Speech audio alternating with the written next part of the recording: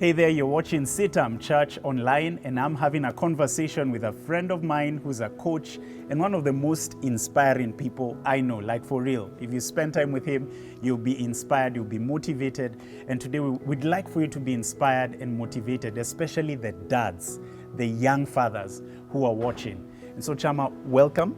Thank you very much. And thank you for the great nuggets you shared in our last video about some moments with your dad.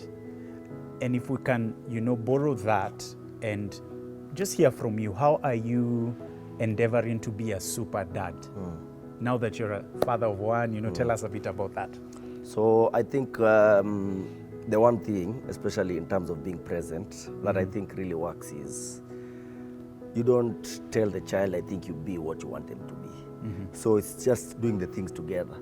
From as simple as when we wake up, we wash our face, we brush our teeth. Yeah. So I don't just, because it's easy, especially nowadays, especially if you live in the big city and everything, where you're like, you tell the nanny and you do all the whatever. But I think from his own father, because especially I have a son, I think it's best when we do the things together. So even when he emulates, because they emulate a lot what you do, you realize. So it's doing the things together.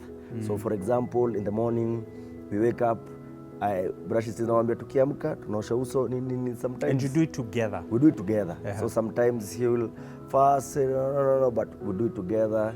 In the evenings, he's still small, he's still two and 2 months. And I'm tuende walk, then we go together. So it's like tells him at the end of the day when you wind down, you try keep your body in shape and things like that. So you'll find even the times when I'm a bit consistent, even with workout.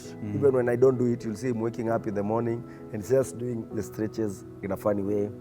The other one is, for example, reading. You realize reading is one way that it's like having a conversation. You can have a conversation with someone who lived 500 years ago. Okay.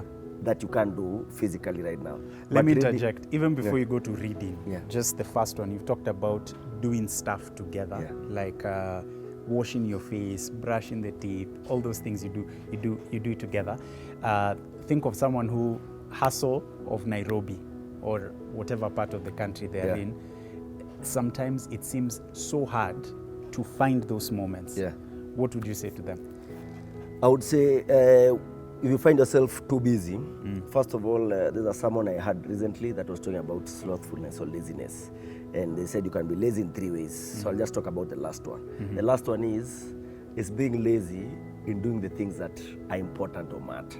And the Bible, this is one of the 7 sins, slothfulness. So for one, I think you prioritize what is important to you, one. But two, I would say, don't let, there's once a clip I watched where the person said, you have a business, you run a church, you do all this, how do you handle all these things? So he said, I make sure I don't drop the same ball 2 days in a row. So if today I drop the ball by not hanging out with my son the way I'm supposed to do, I make sure tomorrow I don't drop the same ball. If tomorrow I was at work and everything, so it's okay for balls to drop, but not consistently. Now, allow someone to tweet that. It's okay for them to drop, but not consistently. And then I also hear the whole aspect of you value, whatever you value, you'll prioritize. You'll make time. You'll make time for it. So you said the first one is you do stuff together, one of which is reading. Tell us a bit more about reading. So reading is you are getting books, put them where they can be seen. And of course, you'll have books of content that you approve of. So the thing is reading with him. So you'll find like nowadays in the morning, after I sat down a bit, he's the one who's bringing the book to you to say, read. So you also need patience. And the biggest challenge with this is just our phones.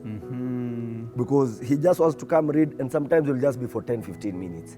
But because of our attention economy, where nowadays even watching a video that's 15 minutes, that's too long.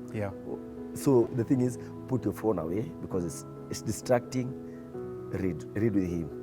And also let him find you once in a while reading. So don't have to do everything hiding from him. So that, because remember, he's just going to copy you. You're the person that he lives with, and you're the one person he wants to keep looking at. Wow, wow, wow. Wisdom nuggets coming through, especially to you and myself, young fathers, aspiring fathers, people in that zone, in that space, hearing a number of things. One, whatever it is you value, you prioritize, you make time for it. Let's do stuff together with our kids. You've said, given us examples, start the day with them, go for walks with them, set aside the phone with them. So I don't know what you'll do from today's video, but we want to carry on this conversation, and we pray that you will be a super dad. Share with us, pass this on to someone who needs to hear it. Thanks for watching.